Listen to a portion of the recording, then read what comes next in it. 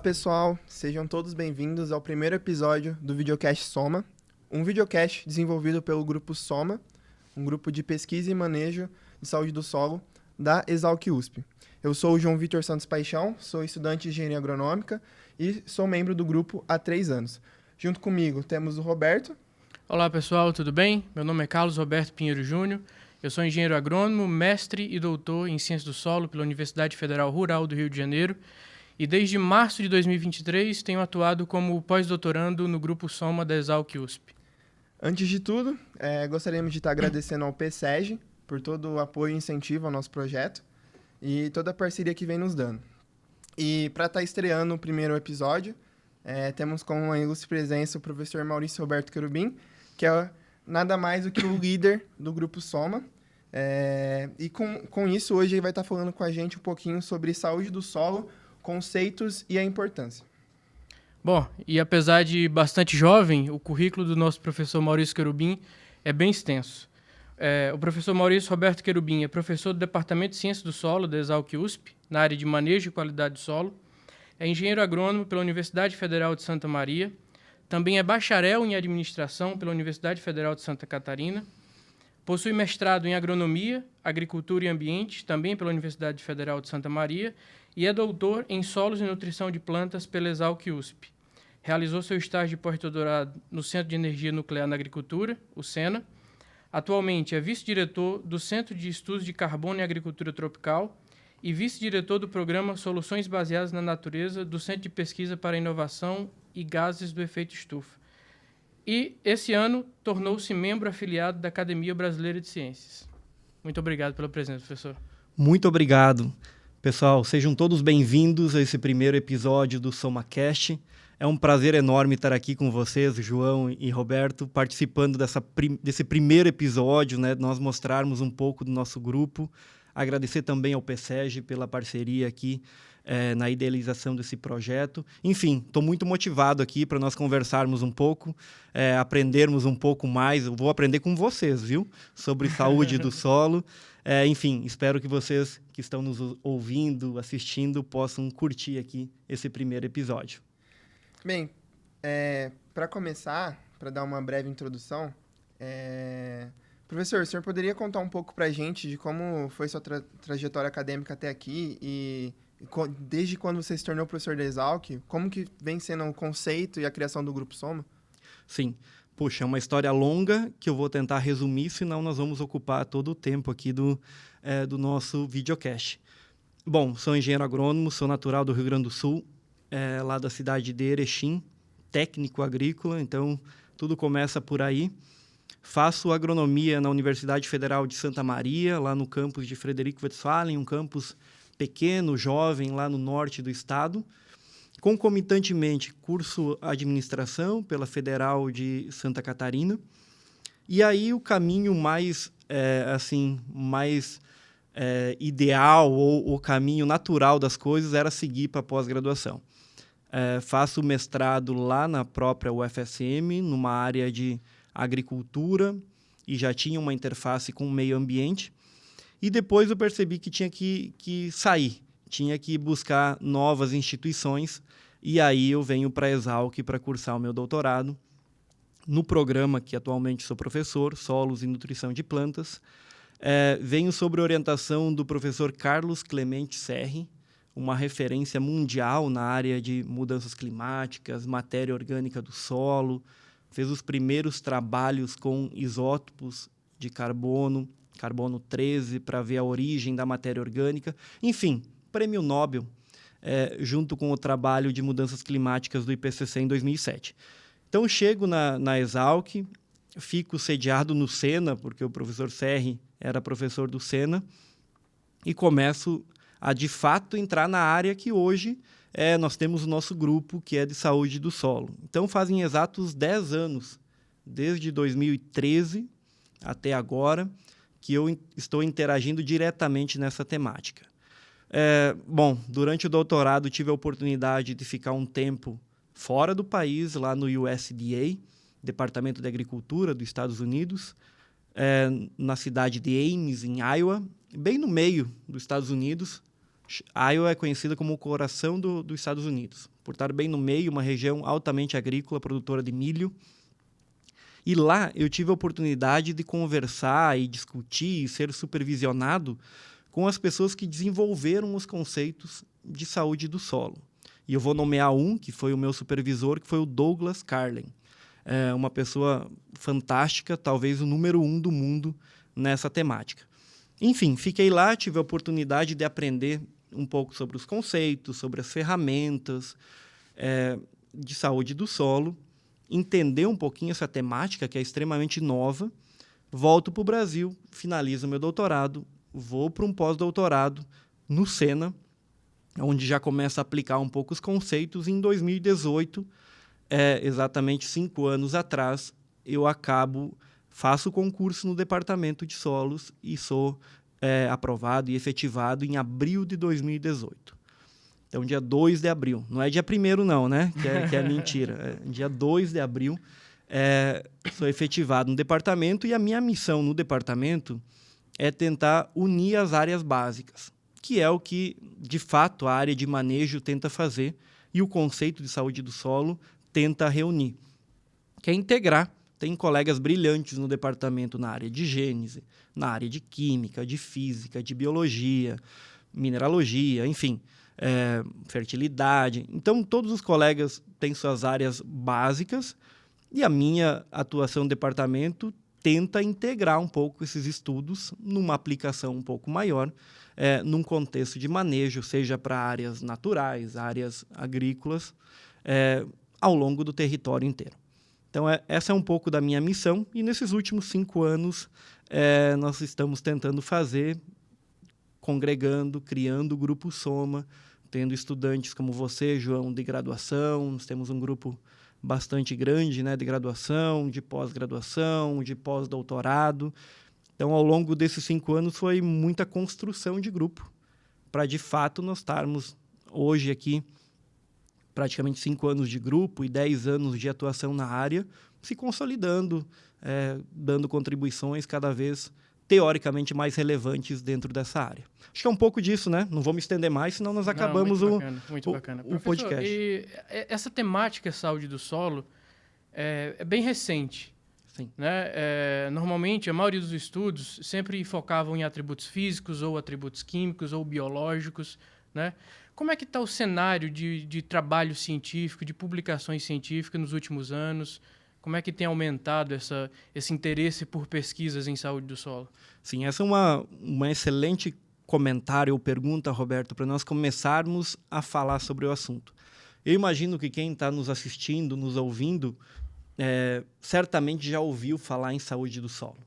É um termo que está na mídia, que está na nossa mídia especializada de agronomia, está no campo agronômico e também no ambiental, mas ainda é um tema que, se eu perguntar para você o conceito, para o João ou para qualquer outra pessoa, cada um tem um conceito muito particularizado, porque é algo novo ainda. Então, só para vocês terem uma ideia, eu normalmente faço um levantamento da bibliografia, né, no assunto, e nos últimos 10 anos se construiu 3/4, 75% do conhecimento de saúde do solo. É mais ou menos o tempo que eu estou atuando na área. Então, 75% da produção científica foi produzida nesses últimos 10 anos. Se nós fizermos um recorte menor de 5 anos, nós vamos ter mais ou menos 50%. Então, veja, que outra área que produziu 50% do conhecimento nos últimos 5 anos? Isso é muito pouco em termos temporal, né, para nós consolidarmos conceitos, ferramentas, aplicação, sair da academia, ir para o produtor rural. Então, estamos no meio desse furacão. Sim, e o que evidencia o potencial de crescimento de estudos na área, né? Sem dúvida, sem dúvida.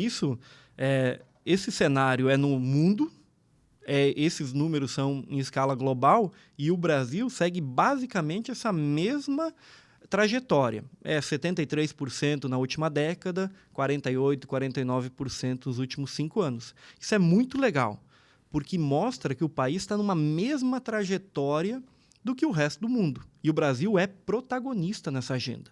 Nós somos o 4º país que mais publica dentro do assunto saúde do solo. Então, mais gera conhecimento. Atrás de quem? Da China, que tem uma quantidade enorme de pesquisadores, não se compara conosco. Estados Unidos, que criou os conceitos. E a Índia, que também o número de pesquisadores é absurdamente maior do que o nosso. Então, o Brasil está em 4º lugar. É raro uma área dentro da agronomia que nós nos posicionamos no top 5, no top 10. Então, por isso eu fico muito motivado, né? Sim, de estarmos numa área bastante promissora nos próximos anos. Sim, e é interessante, professor, que esse número de pesquisas vem aumentando ao decorrer desses últimos anos, como o senhor comentou, e com toda certeza essas informações estão começando a chegar nesse momento para o produtor rural, correto? Sim, tudo está acontecendo ao mesmo tempo. Nós estamos numa efervescência dentro do laboratório, tentando entender ainda conceitos, ferramentas, que vai ser temas dos próximos episódios aqui do videocast. E, ao mesmo tempo, o produtor, as empresas, os consultores estão começando a demandar conhecimento e demandar aplicação prática desse conceito. Então, é um momento único, onde a pesquisa é gerada e quase que de forma imediata nós temos que tentar aplicar ela. Porque não há tempo de consolidação, como, por exemplo, a fertilidade, que tem décadas, praticamente um século de pesquisa, e de fato, agora é aplicado, todo mundo consegue aplicar e vai tendo evoluções, mas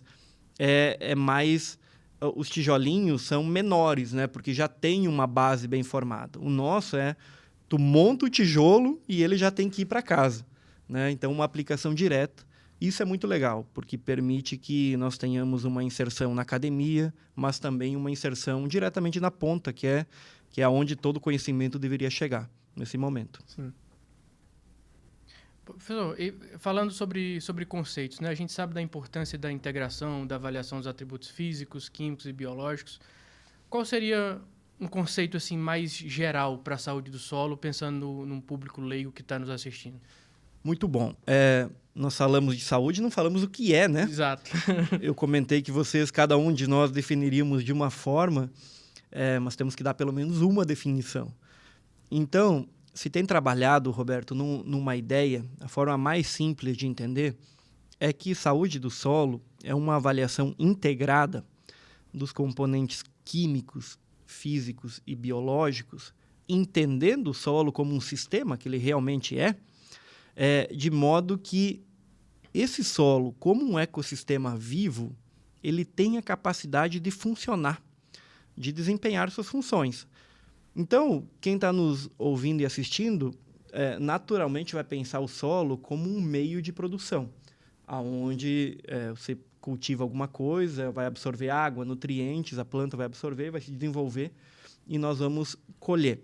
Mas não é só isso. E nos últimos anos, nós temos percebido cada vez mais uma palavra difícil, que é multifuncionalidade do solo, que é onde o solo é entendido muito mais do que aquele meio físico de suporte ao crescimento de plantas, mas também como um sumidouro de carbono. O solo é o maior compartimento terrestre de carbono que nós temos. Tem toda uma agenda climática agora, onde o solo também é um elemento-chave. Biodiversidade, né? Não vou dar spoiler dos próximos episódios, mas o solo é um hotel de biodiversidade, né? Tem muita vida no solo. Ciclagem de nutrientes, regulação de fluxo de água. Então, tem múltiplas funções, Roberto. Inclusive, se nós categorizarmos, então, produtividade biológica, qualidade ambiental, que está relacionado, e também a nossa própria saúde. Tem uma série de estudos em escala global que mostra que plantas cultivadas em solos mais saudáveis, obviamente, vão ser mais saudáveis, vão estar mais nutricionalmente melhor, equilibrada, e isso gera uma dieta melhor e as pessoas acabam tendo uma incidência menor, por exemplo, de desnutrição. Então, veja, é o nutriente do solo que está na planta, que a pessoa vai se alimentar e vai resultar numa saúde pior ou melhor, né? Então, é uma integração, uma cadeia, um elo integrado que vai ao encontro do conceito moderno que é de saúde única. Em inglês, tem um movimento global que é One Health, que é entender saúde de solo com saúde de planta, saúde do animal, saúde das pessoas, saúde do ecossistema como um todo. Então, é um sistema, né? Nós vivemos num sistema aqui na Terra que cada elemento tem a sua função e o solo, obviamente, tem uma função importante. Bacana. E o que evidencia também o potencial do solo de prover serviços ecossistêmicos, Com né? certeza. Todo esse ciclo que o senhor apresentou aqui para a gente. Sim. E, professor, aproveitando o gancho, a agricultura, em específico a agricultura regenerativa, ela está sendo cada vez mais evidenciada, tanto na mídia convencional também, quanto entre os produtores rurais. Em 2022, o senhor recebeu um prêmio da Fundação Bung, parte de juventude, né, que é sobre crédito de carbono e agricultura regenerativa.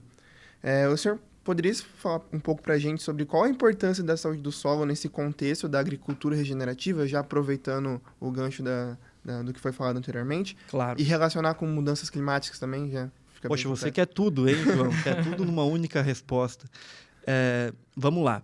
Agricultura regenerativa é uma agenda que chegou, impulsionada pela própria iniciativa privada, não é uma coisa nova, mas agora tem chegado no Brasil e é um movimento global, então não tem volta. Que é nada mais do que uma forma de fazer agricultura onde você tem como pilar fundamental justamente a saúde do solo. Então, quando a gente ouve falar em agricultura regenerativa, as práticas, o conceito, a importância, a base de tudo isso é a saúde do solo. Então, é usar uma prática que vai melhorar a saúde do solo, isso vai gerar uma produtividade, uma estabilidade produtiva melhor, e vai ter um co-benefício em outros serviços, como o Roberto comentou. Por exemplo, qualidade da água, promoção de biodiversidade, e nós não podemos esquecer do pilar econômico, né, socioeconômico, que nós temos. Então, agricultura regenerativa, saúde do solo e mudanças climáticas, vou tentar colocar todas numa mesma frase, já que você me perguntou, tem tudo a ver e é basicamente uma sequência. Então, hoje há um movimento importante, uma agenda importante no país e no mundo, como eu mencionei, de você promover esse tipo de agricultura, esse tipo de práticas, que eu vou ser bem sincero com vocês, nós poderíamos chamar de agricultura sustentável, agricultura de baixo carbono, agricultura conservacionista, agricultura positiva. Então, tem um monte de termo, dê o rótulo que você quiser, mas vamos falar em regenerativa. Então, há um movimento de potencializar o uso dessas práticas, porque, em última instância, você vai produzir mais e melhor. E produzindo mais e melhor, você tem uma pegada de carbono menor por quilo de produto produzido. Então, isso se chama o carbon footprint, né? A pegada de carbono dos produtos, ou carbon intensity, que é a intensidade de carbono por unidade de produto produzido. Então, se nós tivermos uma lavoura de soja, que você fez uma série de práticas que vai aumentar o sequestro de carbono no solo e vai reduzir as emissões de gases, nós estamos, num contexto geral, melhorando a saúde do solo, porque o carbono é um grande indicador de saúde de solo, e nós estamos atuando como uma prática de mitigação das mudanças climáticas, porque nós estamos atuando dos dois lados da equação, removendo o carbono atmosférico, porque tem muito, né? Então, toda essa agenda de mudanças climáticas tem a ver com o aumento das emissões de gases que ocorreu nos últimos 150 anos. Então, nós temos que remover. Quem remove? A planta, que consegue fazer fotossíntese. Então, removeu. Mas a planta é um elemento muito transitório no sistema. Você está fazendo agronomia, né, João? Quanto tempo a planta de soja fica no campo? 3, 4 meses? Depois decompõe rápido, nós aprendemos isso. Então, aquele carbono que estava ali não está mais. Ou ele voltou para a atmosfera, ou ele ficou sequestrado no solo. Eu costumo dizer, quando eu saio por aí fazer algumas palestras ou nas aulas, que a planta é a chave, porque é ela que captura o CO2, e o solo é o cofre, onde ele guarda o carbono que vai ter uma interação com a parte química, física e biológica. Então, não quero alongar muito a história, mas é o seguinte, né? Essas práticas potencializam o acúmulo de carbono, a melhoria do solo, da saúde do solo, e isso tem um impacto direto em nós reduzirmos emissões e aumentar sequestro. Isso é fundamental para os próximos anos, para a próxima década, ou menos do que isso, até 2030, para nós conseguirmos, o Brasil, digo nós enquanto sociedade, o Brasil conseguir atingir suas metas de descarbonização e o mundo conseguir atingir.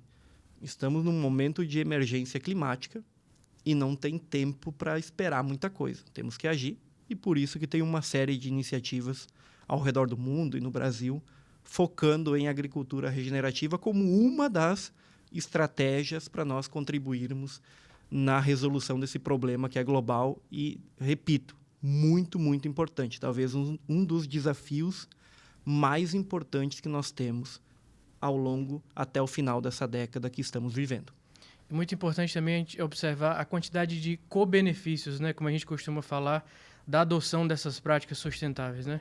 Uma melhoria do sistema como um todo, tanto na questão ambiental, né, na qualidade do ambiente, qualidade do ar e também na produção agrícola, né? Professor, o senhor tem uma experiência muito boa em diversas regiões agrícolas no Brasil, né? Avaliando o impacto das práticas agrícolas no manejo, no carbono. Pensando em diferentes regiões do Brasil, quais seriam as práticas agrícolas que têm uma melhor resposta na saúde do solo, em melhoria desse índice de saúde do solo? O senhor podia fazer uma breve sobre isso? Prática padrão que todo produtor pode estar utilizando? Olha, se tivesse, eu já estaria rico, né? Porque eu sairia da universidade aqui e começaria a difundir. Bom, mas é uma pergunta boa, porque, na verdade, como tudo na vida, depende de um equilíbrio. Não tem, né, uma única prática que seja mais adaptada ao país como um todo, ainda mais o Brasil, nas dimensões continentais que tem, com uma variação de solo. Roberto, doutor na área de pedologia, né, consegue entender essa pedodiversidade. Aprendi aí com vocês esse termo. Temos uma variação climática, temos uma variação fundiária no país, né, que faz com que algumas práticas vão melhor em uma ou outra região. O aspecto cultural também na adoção dessas práticas, né? Sem dúvida, sem dúvida. O que é mais importante para uma região, para outra não é tão importante. Então, temos agriculturas de todos os tipos no Brasil, de subsistência altamente tecnificada. Mas o que eu costumo dizer assim? Normalmente essa pergunta vem, né? Por exemplo, planta de cobertura é exclusiva para grande produtor, altamente intensificado? A minha resposta é não. Desde um pequeno produtor, lá do Rio Grande do Sul ou do semiárido, pode usar. Até um grande produtor que está em Goiás, no Mato Grosso, ou enfim, em qualquer outro lugar do país. Depende da planta, você tem que se adaptar àquela região, plantas que atenam a janela de cultivo, enfim. Então, as práticas são as mesmas no país inteiro, só que algumas se utilizam mais em uma região, algumas mais em outras, e nós temos observado várias coisas interessantes. Por exemplo, um novo movimento de uso de plantas de cobertura, acho que vai ser tema aqui de um episódio. Perfeito. Não vou dar spoiler também, mas é algo super legal. O nosso grupo tem atuado em várias frentes, e eu não vou exagerar, é de sul a norte e nordeste, né? Então, em todas as regiões, nós temos algum tipo de atuação nesse assunto e estamos vendo assim, resultados muito promissores de como esses novos mixes de plantas de cobertura, juntando mais de uma cultura, podem gerar um benefício em carbono, em saúde do solo como um todo e em produtividade da cultura. Outra prática que tem se difundido muito no país por exemplo, os sistemas integrados. Então, o Brasil tem uma área de 35 milhões de hectares de sistema plantio direto. O Brasil é referência, 50 anos, completamos agora em 2022, em agricultura conservacionista. E praticamente metade dessa área, 17 milhões e meio, tem algum tipo de sistema integrado, que pode ser agricultura e pecuária, agricultura, pecuária e floresta, ou variações desses três componentes. Então, 17 milhões, eu fiz um exercício há poucos dias atrás, dá 5 vezes o tamanho da Bélgica, de sistemas integrados. Ninguém no mundo tem essa capacidade de escalar uma prática como essa, como o Brasil. Plantio direto, 35, 37 milhões, é o tamanho da Alemanha. Então, é muita área nesse contexto. Não à toa, o Brasil é líder na produção e exportação de várias commodities. Soja, agora o milho, se encaminha para o algodão, suco de laranja, café, cana-de-açúcar, que estamos aqui fisicamente em Piracicaba, né, que é um polo de produção. Então, tem várias, poderia para cada cultura dar algum exemplo, mas plantas de cobertura genérico abrange várias culturas, né, no Brasil todo, sistemas integrados têm crescido e nós temos vendo um potencial enorme. No setor sucroenergético aqui, por exemplo, o uso de plantas de cobertura na reforma do canavial, o uso de resíduos orgânicos como a torta de filtro, o uso da meiose no plantio do canavial é importante. Manutenção da palha tem um papel importante na retenção de água, de carbono, de biodiversidade. Então, são várias, Roberto. E a adaptação dessas práticas daí depende do conhecimento regional de cada local do Brasil, que é muito diferente, como nós comentamos. Sim, que bacana. E esses números que o senhor apresenta mostram a escalabilidade, né, dessas práticas agrícolas no Brasil e possivelmente temos um grande potencial, né, nas soluções baseadas na natureza, né, de mitigar emissões, de sequestrar carbono. Então, esse conjunto de práticas com certeza nos ajuda muito e mostra um cenário bem promissor para o Brasil na agricultura nos próximos anos, né? E, professor, aproveitando a conversa, querendo ou não, eu como estudante já estou inserido, tudo bem que estou chegando no final já do curso, né? Ainda bem, né? Então tem que chegar um momento, né? Mas estou chegando agora ao final do curso e, como eu disse no começo do videocast, eu estou há 3 anos dentro do grupo. E nesse tempo, acaba que eu estou inserido na termologia, saúde do solo, com as práticas que ocorrem com maior facilidade. Porém, o senhor já tem contato com pessoas que ainda não tiveram tanto acesso, estão querendo entender como funciona agora, que, querendo ou não, a gente está numa fronteira de conhecimento, correto? E é o nosso papel fazer a disseminação do conhecimento. Como que o senhor enxerga, tendo esse contato com as outras pessoas, produtores, empresas, quais são as maiores dificuldades que existem atualmente para estar sendo implementadas medidas como essas que o senhor comentou, para estar melhorando a saúde do solo? Puxa, tem vários desafios ainda. Tudo que é novo tem oportunidade e tem desafios. Eu poderia mencionar alguns. Primeiro, o próprio desconhecimento da temática. Nós, ao longo de décadas de agricultura no país, nós ficamos muito centrados, quando falamos em manejo de solo, ao manejo da fertilidade química, né? Temos manuais, temos pesquisa sólida, temos conhecimento, temos consultoria, temos uma indústria de fertilizantes. Enfim, rede de laboratório muito grande, né, para essas análises. Perfeito. Temos protocolos bem definidos, temos rotina, né? Temos tudo. Então, um dos desafios agora até mesmo um convencimento, uma conscientização dos atores diversos, produtor, consultor, empresas, e dos nossos próprios colegas, de que a resposta da cultura e do meio ambiente, ela depende muito mais do que a parte química, que é fundamental, mas não é única. Então, temos uma parte física, temos uma parte biológica, componentes que são fundamentais para o desempenho da planta. Bom, então esse é um primeiro desafio. Colocar ou difundir o conhecimento ao ponto de internalizar no produtor, no consultor, que aquela análise básica de química do solo, que deve continuar sendo feita, ela não pode ser única. Nós temos que tentar expandir um pouquinho o nosso entendimento, porque eu tenho exemplos aí de locais que a química não explica mais a produtividade, o desempenho da cultura. Então, nós temos que pegar a nossa lupa e olhar para outros componentes do solo, por exemplo, a parte biológica, que é uma área que mais cresce hoje em termos de conhecimento e também de aplicação no campo, é um mercado todo mundo sabe, né? Quem tem relação com o agronegócio que tem crescido muito, bioinsumos, né? E a parte física também. Não adianta ter um solo quimicamente muito fértil, ter matéria orgânica vai estar altamente compactado. A planta não vai conseguir crescer as raízes, não tem condutividade hidráulica de água, enfim. Dá uma estiagem, e conectando com mudança climática, a tendência é de aumentar muitos eventos extremos nos próximos anos. Todo mundo está vendo isso, de sul a nordeste do país.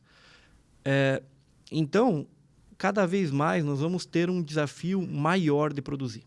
Não é ser alarmista ou pessimista, é a realidade.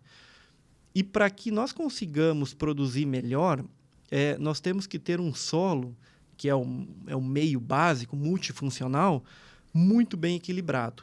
Isso é saúde de solo. Isso vai conferir maior resistência e resiliência para as plantas. Tudo isso que eu estou falando parece simples, mas para você traduzir isso para o produtor, traduzir em adoção de práticas, é um caminho ainda desafiador. Então, para mim, esse é o principal ponto. E depois tem outros mais específicos. Por exemplo, como o Roberto falou, química. Na parte química, nós temos laboratório de rotina.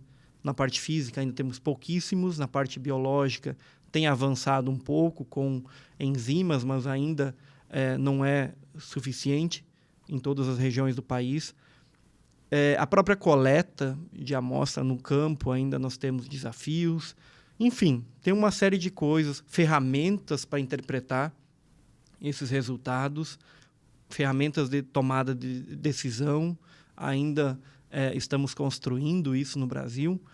Então, temos um campo vasto de oportunidades que, por outro lado, também ainda são desafios para nós escalar esse conceito, essas aplicações em todo o país. Mas eu sou muito otimista. Se em 10 anos nós construímos 75% do conhecimento, em 5 anos metade, o que virá nos próximos 5, né? A curva é exponencial positiva. Mais gente entrando na temática, sendo formado, aprendendo, fazendo cursos, buscando conhecimento. Hoje está disponível conhecimento, como esse videocast. Sim. Né? Então, acho que há um positivismo nisso de nós tornarmos isso cada vez mais escalável, aplicado para o produtor brasileiro. Bom, aproveitando esse gancho e para finalizar também a nossa conversa, o senhor poderia fazer um fechamento sobre as perspectivas sobre o cenário futuro de saúde do solo do Brasil, a escalabilidade das análises de avaliação de saúde do solo, o potencial que a gente tem na saúde do solo no Brasil? Sim. Não tenho bola de cristal, né, Roberto? Mas pensando de uma forma mais genérica, e também para não me estender muito, eu acho que nós estamos num momento único de expansão de práticas de manejo regenerativa ou sustentável ou conservacionista. Esse é um primeiro ponto que vai impactar, é um driver importante de saúde do solo. Então, há uma tendência positiva de nós termos melhoria de saúde do solo em áreas agrícolas no país em função da adoção dessas práticas. Um segundo momento, eu acho que a própria formação do grupo aqui na Exalc, o fato de ter uma disciplina de saúde do solo na pós-graduação, ter aulas na graduação, coisas que nós não tínhamos há pouquíssimos anos atrás, faz com que a massa crítica aumente, né? Treinamentos, pós-graduações, lato sensu, que a gente participa. Então, há uma perspectiva da formação de um profissional que tem essa visão mais holística. Entender da especificidade é fundamental, mas se você conseguir também integrar as várias áreas no campo, isso faz uma diferença enorme. Tenho percebido isso também nas andanças por aí.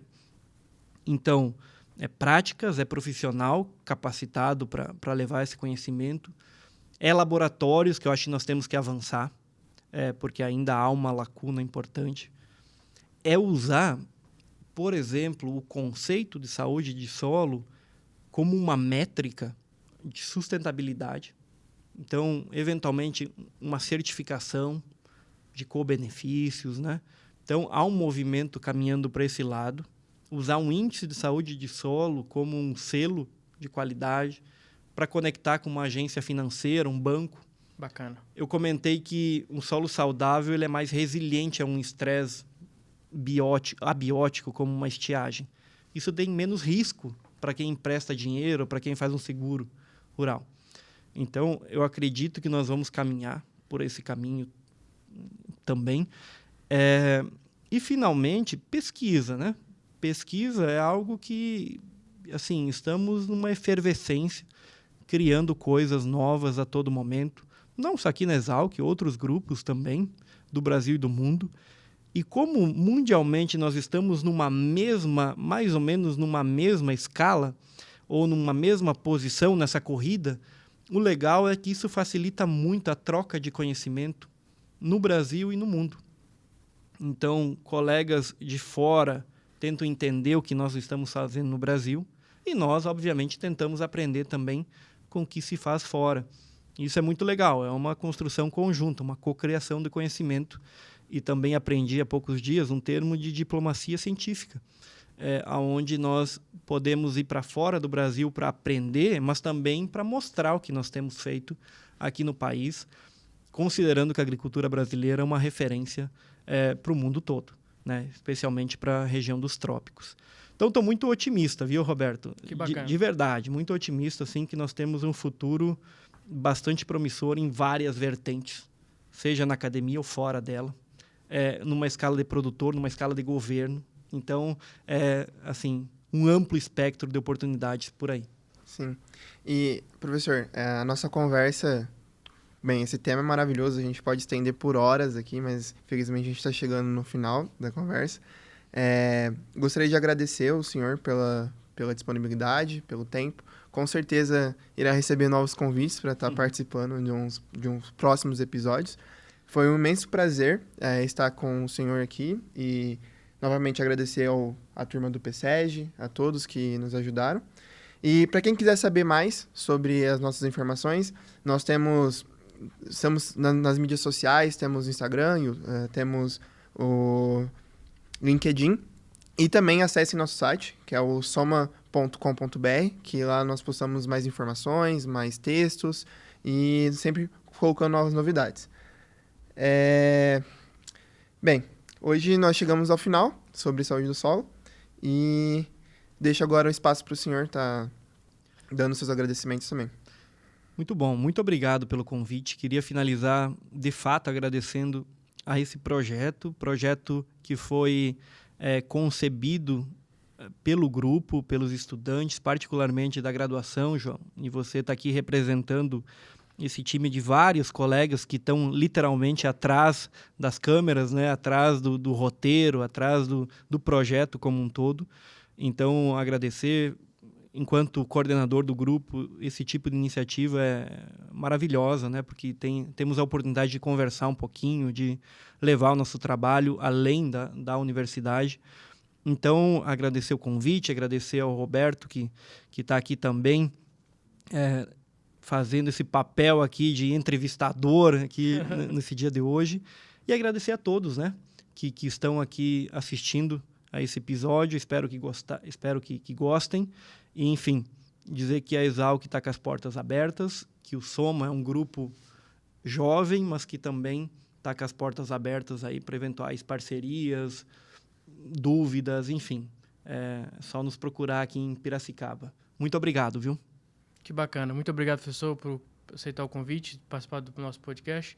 Obrigado também ao PSEG. E é isso. É isso, pessoal. Muito obrigado e até o próximo episódio. Até mais. Até mais.